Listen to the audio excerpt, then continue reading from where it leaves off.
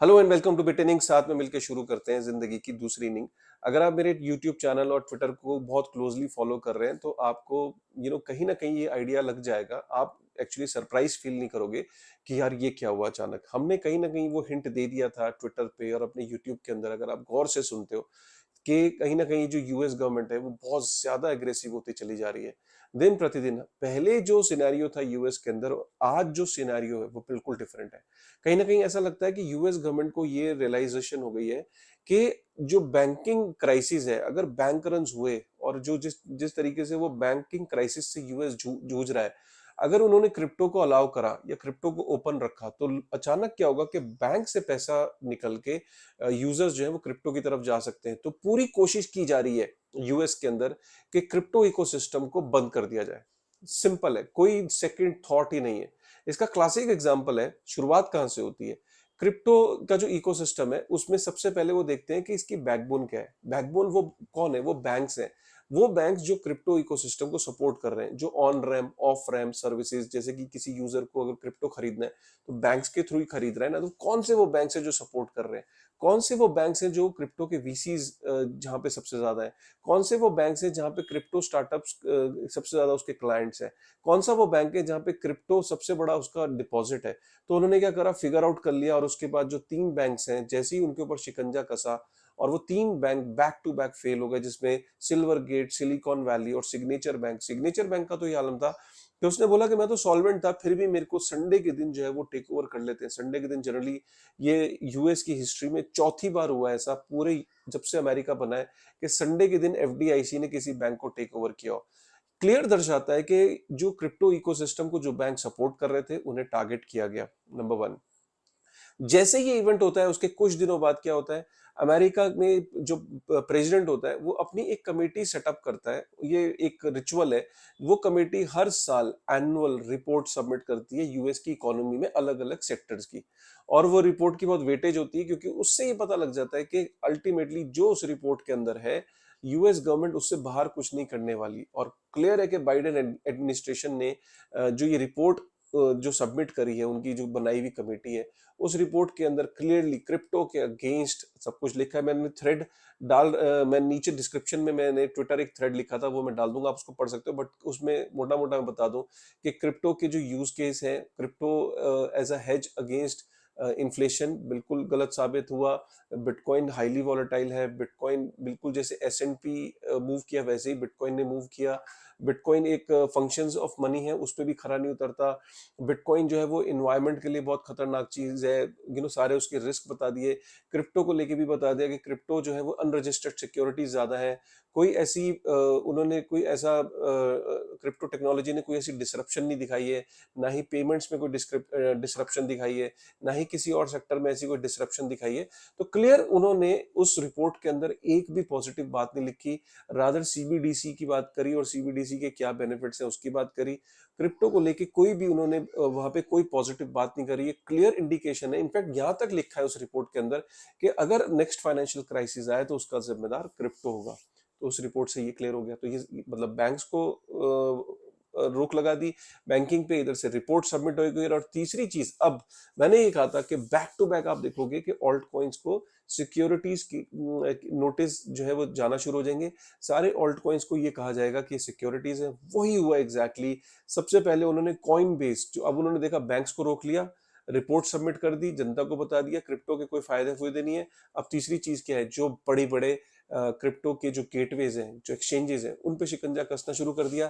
Kraken को सबसे पहले उन्होंने सिक्योरिटी स्टेकिंग प्रोग्राम के लिए उन्होंने पेनल्टी लगाई थी, जिसमें उन्होंने 25 से 30 million US dollar penalty submit की थी क्रैकन ने कुछ महीने पहले। उसके बाद उन्होंने अपना स्टेकिंग प्रोग्राम बंद कर दिया था। उसके बाद कॉइनबेस को भी अब उन्होंने लपेट लिया है।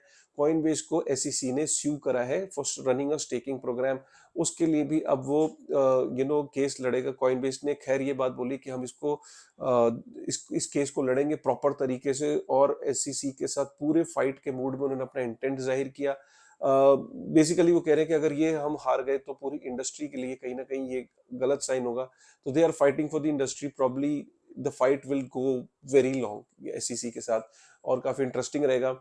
एसईसी ने कॉइनबेस को भी भेजा, उसके बाद सुशी डाओ को उन्होंने कुछ दिन पहले नोटिस भेजा है, कहीं ना कहीं for for selling unregistered securities.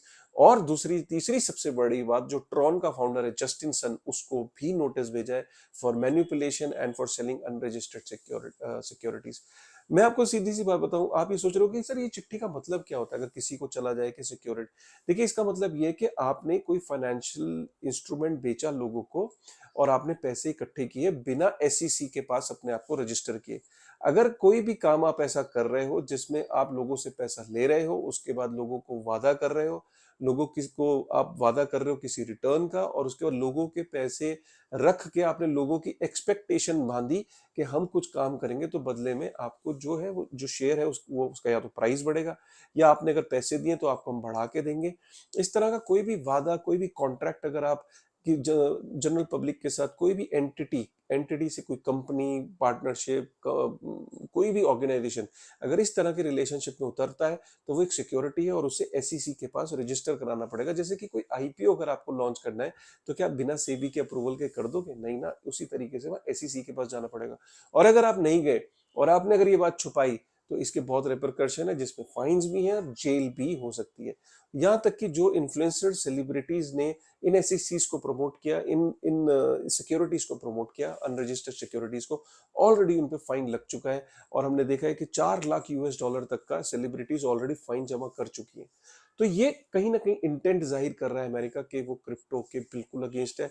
Market के लिए कि ऑल्ट कॉइन्स के लिए लेकर बिल्कुल भी अच्छी खबर नहीं है, क्योंकि ऑल्ट कॉइन्स बहुत सारे हैं जो एसईसी की नजर में है, और एसईसी जिन जिन को भी नोटिस भेजेगा उनके प्राइस में आप ड्रॉप देखोगे। हमने ट्रॉन के अंदर भी ड्रॉप देखा और हमने सुशी के अंदर भी ड्रॉप देखा। अगर किसी भी ऑल्ट कॉइन को अगर ये नोटिस जाता है, किसी भी प्रोजेक्ट को नोटिस जाता है, तो आप डेफिनेटली उसमें प्राइस करेक्शन देखोगे। इससे एक चीज और भी साबित होती है कि बिटकॉइन को कहीं ना कहीं एसईसी कमोडिटी की तरह देख रहा है। और हमने ये भी देखा कि बिटकॉइन को वो कमोडिटी देखे या जैसे भी देखे, उससे वैसे बिटकॉइन को वैसे भी कोई फर्क नहीं पड़ता, क्योंकि बिटकॉइन को इतने सालों से कोई रैट पॉइजन कह रहा है, कोई उसको कहता है कि पॉन्जी स्कीम है, कोई कहता है पिरामिड स्कीम है, कोई कहता है फर्जी है, कोई कहता है खत्म हो जाएगा, कोई कहता है बर्बाद हो जाएगा, कोई कहता है गलत कामों के लिए यूज होता है। हर चीज बिटकॉइन ने सही, लेकिन वो अल्टीमेटली ग्रो करता रहा, क्योंकि बिटकॉइन हाईली डिसेंट्रलाइज है। वहां एसईसी को पता है कि हम नोटिस भेजेंगे भी तो किसको किसको भेजे, राइट? कंप्लीटली डिसेंट्रलाइज है, लेकिन एक प्रोजेक्ट के फाउंडर को नोटिस भेजा जा सकता है, उसे बुलाया जा सकता है और उसके फाउंडर को पूछा जा सकता है। तो इसीलिए मार्केट के अंदर एकदम पैनिक क्रिएट हो जाता है। तो ये है डिफरेंस, ये है अपडेट। आपके सामने सारी डेवलपमेंट्स हैं, बहुत इंटरेस्टिंग दौर से वक्त गुजर रहा है। कहीं ना कहीं बैंकिंग क्राइसिस सर पे है, वहां पे लोगों का ट्रस्ट खत्म हो रहा है। वहां से पैसा क्रिप्टो की तरफ रूट ना हो तो क्रिप्टो के सारे एग्जिट और एंट्री गेट्स बंद कर दिए जाएं। सिंपल सी बात यही है। कैसा लगा आपको ये अपडेट? प्लीज कमेंट करके बताइएगा, लाइक करके बताइएगा, और सब्सक्राइब जरूर कर लीजिए अगर आपने चैनल को सब्सक्राइब नहीं किया। ऐसे ही इंपॉर्टेंट इंफॉर्मेशन और अपडेट के साथ फिर से मिलते हैं एक नए एपिसोड पे। Thank you very much.